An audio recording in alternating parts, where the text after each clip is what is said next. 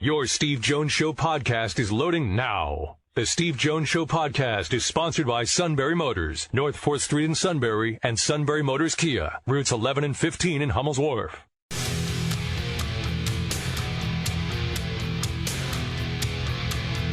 This is the Steve Jones Show on News Radio 1070 WKOK. Now, from the Sunbury Motors Studio, here's Steve Jones. 4th Street in Sunbury, Sunbury Motors Kia, routes 11 and 15 in Hummel's Wharf, and online at sunburymotors.com. Ford, Kia, Hyundai, the best in new inventory, all with great warranties. Great pre-owned inventory with the Sunbury Motors guarantee. Terrific service department that backs it up, whether it's routine or difficult. They handle it all, and they're always looking for new technicians as well. At Sunbury Motors, 4th Street in Sunbury, Sunbury Motors Kia, routes 11 and 15 in Hummel's Wharf, and online at sunburymotors.com. And we get the show rolling right out of the gate. Greg Pickel, who does a great job for On3.com, Blue White Illustrated, joins us. Greg, welcome back to the show. It's always a great pleasure. Steve, it's always great to be on with you. Happy traditional National Signing Day, which of course means nothing to Penn State this year and pretty much no one else across the country, but it is the traditional National Signing Day today. Of course, Penn State already signed a very talented class of 2024. But, yeah, it's good to be back with you as always.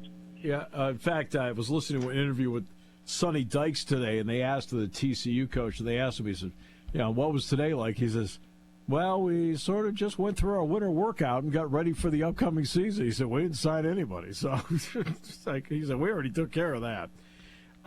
Let's start with wrestling. Let's have a little fun with that, because the best program in America is going to wrestle at what used to be, decades ago, the best program in America, Iowa. When you look at, I thought Ohio State wrestled hard on Friday night against Penn State. It ended up being 28-9. What was your thought in watching Penn State win 8 out of 10 in that one? Yeah, I was impressed with what Tom Ryan, head coach of the Buckeyes in Ohio State, brought to Rec Hall. That was a good match. Penn State, of course, as you know, ended up winning pretty convincingly and was never really threatened in terms of the actual dual meet score itself. But Ohio State came to wrestle, and Penn State got some good prep for not only Iowa, but, of course, the upcoming tournaments being the Big Ten and the NCAA individual tournaments in March as well. So I thought that was a great opportunity for Penn State, which didn't have as many dual meets as some of its peers nationally this year, to get kind of the feet thrown in the fire a little bit, have some close matches, need to make some scoring moves late to get the job done in some individual matches. It ultimately led to that final score being a bit wider in terms of margin than maybe what the actual match itself looked like if you watched it bout to bout from 125 through heavyweight. So, yeah, I thought Ohio State wrestled very well. I think Penn State, both in the two matches it lost, 133 pounds, Aaron DeGal lost, and Bernie Truex, the first-year Nittany Lion as well, got pinned at 184. I think both of those guys will learn from that and certainly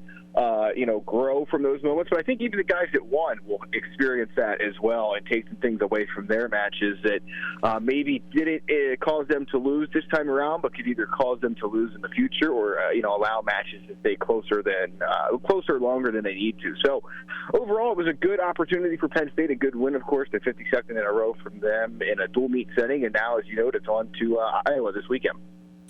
So let's talk about Truex for a moment. How stunned was the building when that happened? Because, we were at Indiana at the time watching on TV.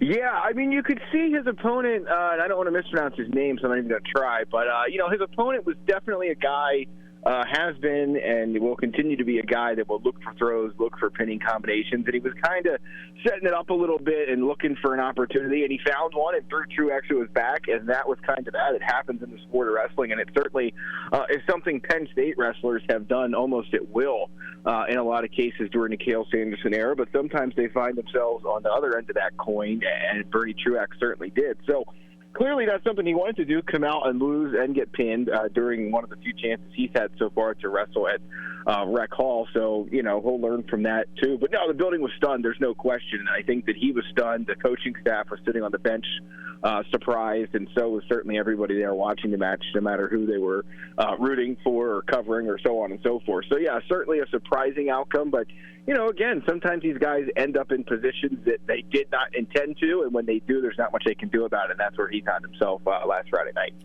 Bo Bartlett is a veteran. He has now ascended to number one based on the events of last week. Where is he better? And with the experience, where is he better?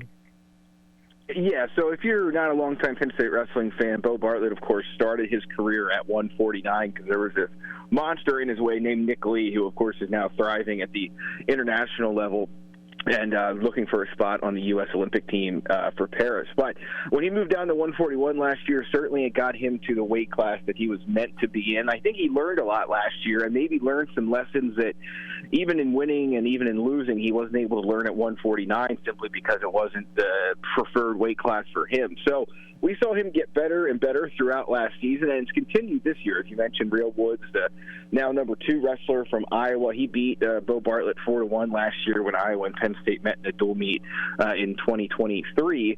And, he lost against Michigan as Iowa got stunned and upset by Michigan in the dual meet setting last weekend. Real Woods lost as well. So that moved Bo Bartlett up to number 1. He got crushed 14-2.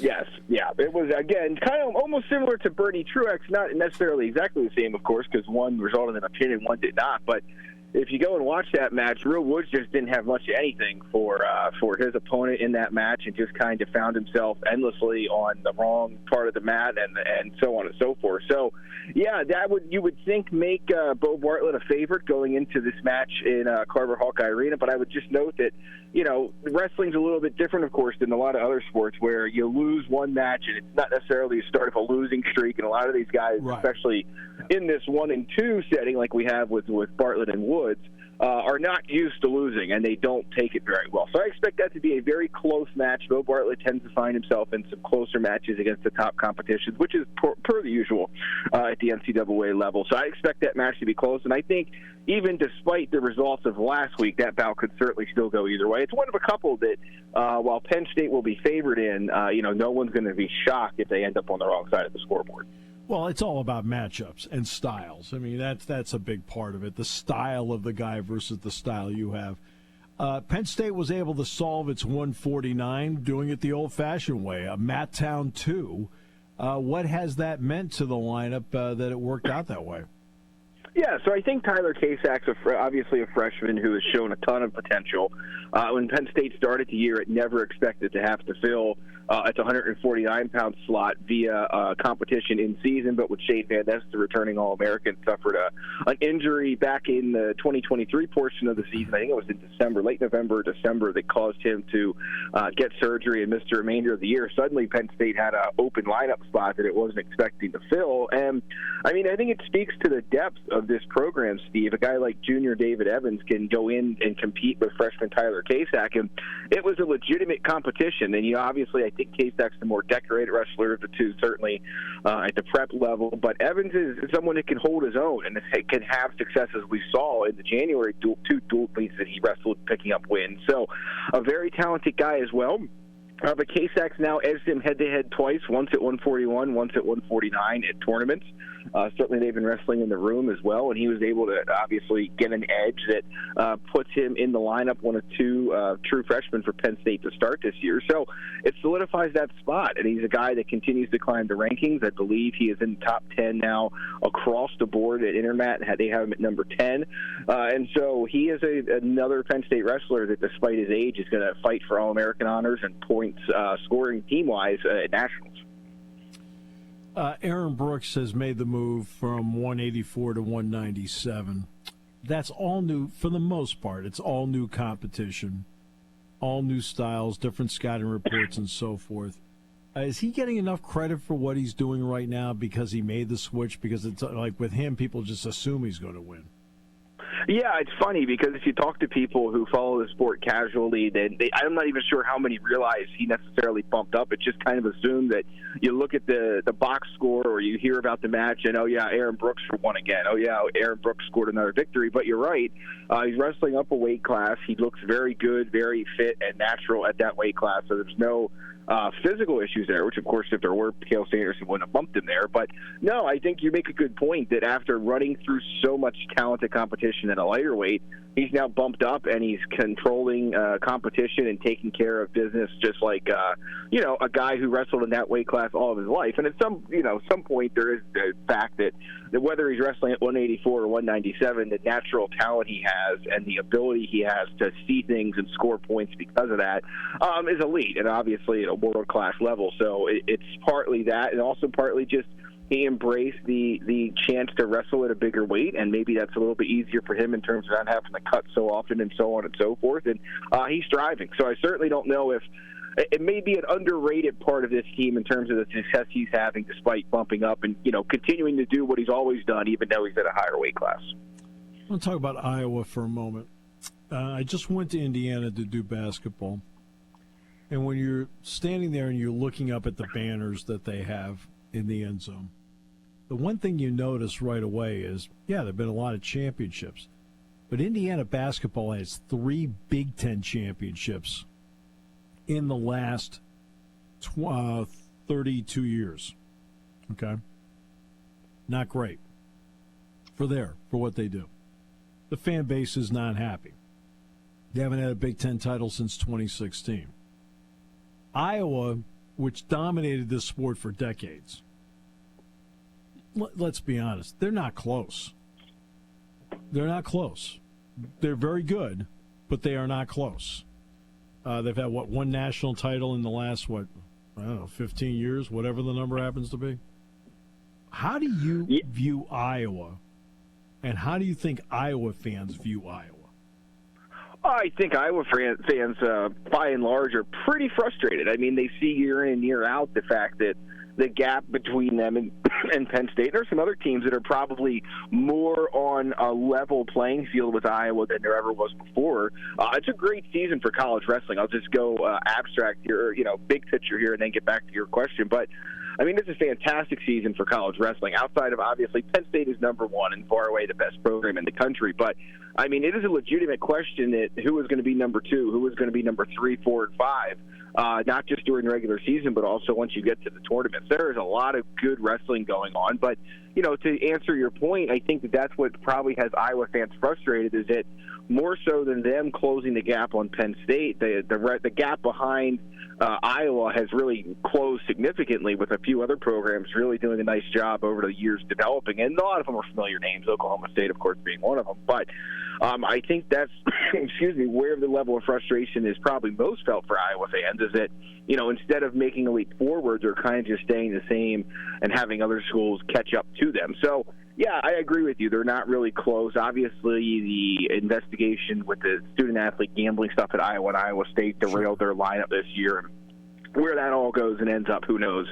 But at the end of the day, this lineup they have out there this year, it is not full strength for them. And even if, they had those guys, I don't think they would seriously be challenging Penn State in the team race this year. But, they have, Tom Brand's a very good legendary head coach who's been there a long time. And it's a good program. I mean, let's be honest, it's a very good program, one of the best in the sport and in the country. But they have not closed the gap of late. Penn State continues to widen it.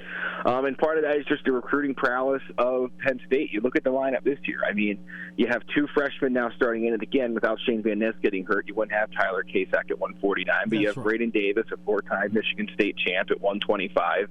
You have transfers in the lineup. You have guys you developed in the lineup. It's balanced. And that's, as we all know, what you have to do in most college sports these days is you have to be able to balance developing your returners, finding impact players or wrestlers in the transfer portal, and getting guys from the high school ranks that can contribute early. And Cale Sanderson and co. have done all of that, and it's why they continue to widen the gap across the sport at the college level.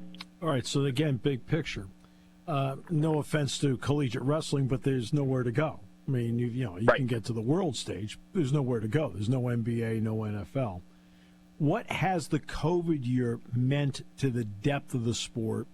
And is there concern 2 years from now about the depth of the sport because you won't have the older COVID year? That's a good question. There's definitely just some programs, Iowa being one of them, you have more guys hanging around than in others. Some programs have seen their guys graduate and just get ready for the world stage because they can still compete and not have to worry about the school side of things. So, yeah, it's a great question, Steve. I'm not sure I'm ready yet to dive into how much in 2 years that things could potentially, I guess you could say, bottom out or change significantly. But I would also say there's a lot of young talent in the sport. So I do think that you could have some, just from an overall depth perspective, some change and maybe a lowering of the level from a total perspective. But I look across the sport and I see a lot of guys who are not going to have that COVID year at their disposal, who are going to be the stars of the sport, both at Penn State and elsewhere, when you start talking about 2025, 2026, 2027, so on and so forth. But you're right that, in wrestling, unlike other sports, there is nowhere to go. So you will see more guys consider that COVID year if they can make it work with their program, if they want to take it, because unless they're competing at the world stage, once they're done at the college level, that's that. A lot of tickets have been sold for Monday night, but what's your read? Is that a sellout Monday night in the Jordan Center with Rutgers, or are there still tickets available? As far as I can tell, there are still tickets available. I was looking at Ticketmaster recently, and there were plenty of upper deck seating available. I would guess that's probably going to be the case through the weekend and into Monday. Rutgers are going to bring a very good team into State College. There's no doubt about that. Are there as many top 5 and top 10 bouts on the card as there are for both the Ohio State match last Friday night and the Iowa match this Friday? Absolutely not. Will it be a competitive match? So, yeah, I think so. Certainly not to the level as some of the VJC Penn State wrestling opponents have been, but should be a good match. But I would be surprised if every ticket in the building was sold out prior to match night on Monday night. You're right, they have sold a good bit of tickets, but if you just look around on the secondary sites, there's certainly plenty out there to be had. So when they announced it was Rutgers on a Monday night, were you surprised? Yes.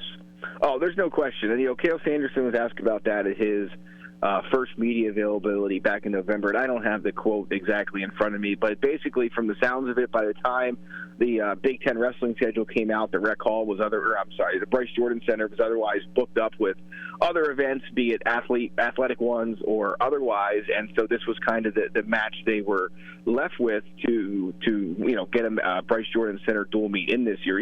But I think it's interesting to have a different opponent in there. I also just think, as is well documented, Steve, that Monday night, weeknight, anything at the Bryce Jordan Center in State College can be tough to get people out to, especially ones that don't live in State College, Center County, and so on and so forth. So I think that's probably why you're seeing, obviously, tickets available for this match compared to what it would usually be for the Bryce Jordan Center match. But, yeah, certainly surprised me when that popped up, but it also sounded like it may have just been a scheduling quirk that was not avoidable. Right, because, Monday night, anything in this area is difficult. It just is. Right. It's just a fact of life. Greg, absolute pleasure as always. Thanks so much for the great information. Appreciate you. Thank you, Steve. Talk to you soon.